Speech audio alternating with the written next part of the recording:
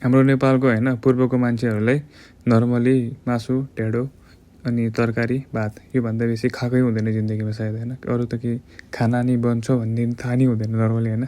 Joke सपाट यो आज चाहिँ म पालक पनिर बनाउनु लाग्थेँ होइन। सुरुमा पालकलाई काटेर होइन बोइल गर्ने, बोइल गरिसकेपछि नर्मली बोइल गरिसकेपछि होइन अब यसलाई चाहिँ राख्ने। त्यसपछि पनिरलाई चिसो पानीमा हालेर एकछिन भिगाउने होइन।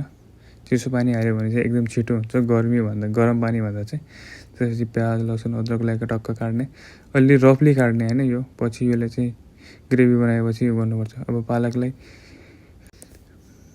बोइल गरिसकेपछि होइन अब यसमा टक्क चिसो आइस या चिसो पानी हाल्ने होइन। चिसो हाल्यो भनेपछि पछि यसलाई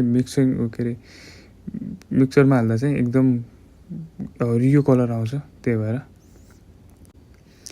अब प्यानमा चाहिँ होइन सबै यो खडा मसलाहरू हाल्ने, जिरा हाल्ने। त्यसपछि त्यो अदुवा प्याज लसुन सबै मिलाएर एकछिन फ्राई गर्ने। फेरि त्यसमा नुन हाल्ने। स्टार्टिङमा नुन हाल्यो भने चाहिँ अलिक छिटो फ्राई हुन्छ होइन। त्यही भएर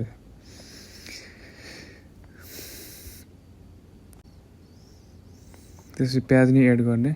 प्याज एड गरेपछि एकछिन चलाउने होइन। अलिक एकछिन ढाके नि हुन्छ, जति त्यत्तिकै छोडिदिने। अब पालकलाई चाहिँ होइन मिक्सरमा हालेर एकछिन यसलाई यसको पेस्ट बनाउने होइन।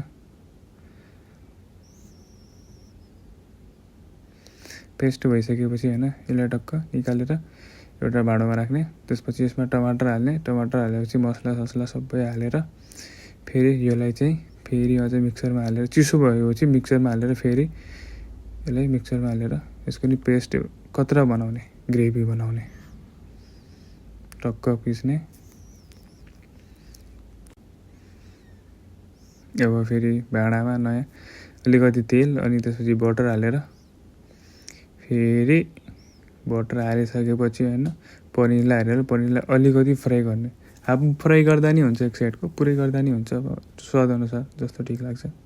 फेरि यसको माथि चाहिँ त्यो पिसेको पालकलाई हाल्ने मजाले। पालक अलिकति उम्ली जस्तो भइसकेपछि फेरि त्यसमा त्यो टमाटर प्याजहरूको त्यो फेरि ग्रेभी हाल्ने, एड गर्ने।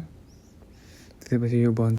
यहाँ चाहिँ क्रिम चाहिँ पाएन, लास्टमा क्रिम हालेपछि अझै राम्रो स्वाद आउँछ। टक्क बनाएर यसो फेरि जेसँग रोटीसँग भातसँग जेसँग खाँदा नि हुन्छ, उतिकै खाँदा नि हुन्छ। हामीले चाहिँ खाए ल मजाले। तपाईँहरू ट्राई गर्नुहोस् घरमा, के कस्तो हुन्छ। तपाईँलाई धेरै धेरै धन्यवाद भिडियो हेरिदिएकोमा। पूर्वको मान्छेहरू चाहिँ नरिसाउनु होला।